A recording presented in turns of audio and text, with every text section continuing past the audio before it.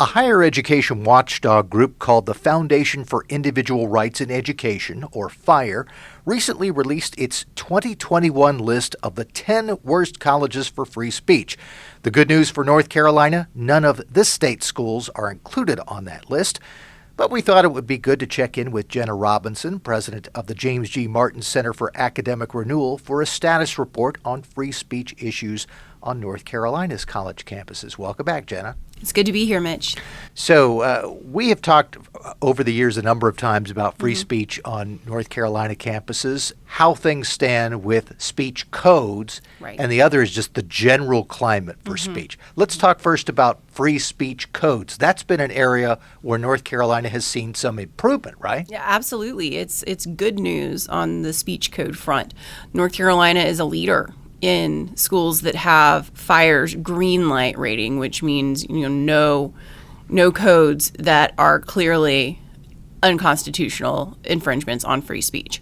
And so we now have 12 schools in the state with green lights and one that will soon be getting green lights. And of those schools, all but one are in our public university system. Duke is our only private school with a green light. But that's excellent news. The UNC system is far and away the best system for its policies on free speech.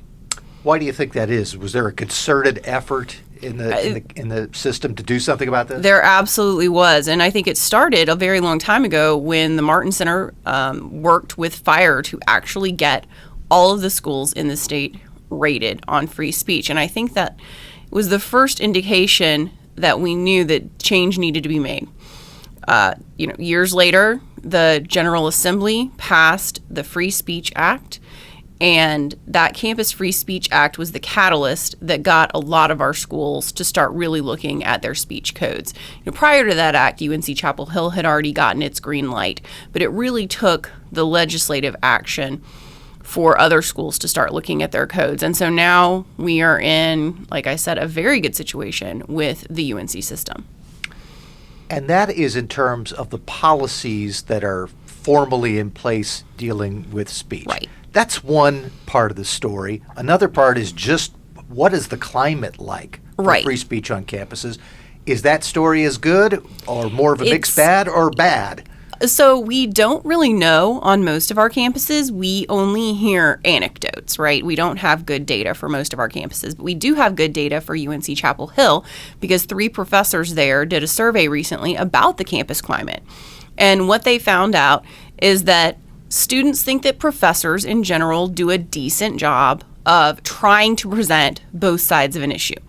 It didn't say, do they do a great job at it? Are they convincing when they present both sides of an issue? It says, do they present both sides in class? And most students said that most faculty did that. And so that's the good part. But the bad part is that a lot of students are self-censoring. A lot of students are concerned that they will be ostracized by their peers if they speak out on sensitive political topics. Students rightly know that most faculty members and most of their fellow students are left of center, and so they intuit what they can and can't talk about on campus. So while the policies are in place at UNC Chapel Hill, students don't feel comfortable having the important conversations that are necessary to really have a robust liberal education. One of the things that you mentioned I think is worth following up on, and that is there's the piece involving the policies that the university as a whole sets. Then there is the piece involving the professors and what they encourage or accept in their classroom. There's also this piece of the students themselves and what they are willing to accept. And it sounds as if one of the big challenges now is students having to deal with other students who don't want to hear free speech. Absolutely. About 20% of students on campus say that they would be willing to shout down a speaker with whom they disagreed.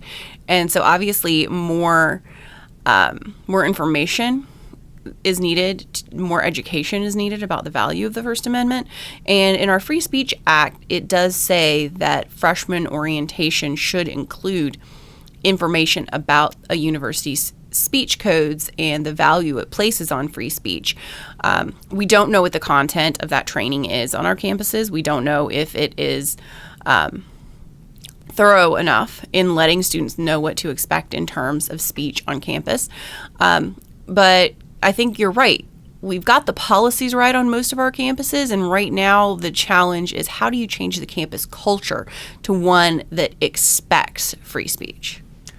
Some people might be hearing us and thinking, well, colleges have always been liberal. They're always mostly liberal speakers. Is this really something we need to worry about?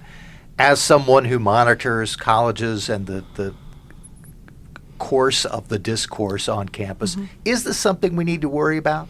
It is, because students' opinions on the value of free speech and on their willingness to shut down speech have changed over time. People probably remember that at UNC Chapel Hill, it was the students who insisted that campus speakers be allowed to speak on campus. When communist speakers were disallowed, it was the students sticking up for free speech. And the same thing was true at Berkeley in the 60s. And now the tables have turned and students are less supportive of free speech. If you ask them, do you support free speech? They'll say yes, but. And they'll make all these exceptions. Many people do not realize that what they think of as hate speech is in fact protected speech. And so I think that there is a lot of misinformation amongst today's students. And there is also just a lack of appreciation for what free speech means for our country and for our discourse. Your group, the James G. Martin Center for Academic Renewal, is very interested in seeing the highest level of academic discourse and discussion and inquiry. Do all of those things suffer when we have people on campus who are scared to talk about things that might be out of the accepted mainstream? They absolutely do suffer. If faculty do not feel free to research wherever the facts take them, if faculty and students don't feel that they can have the important discussions on campus, there will be topics that go unexplored.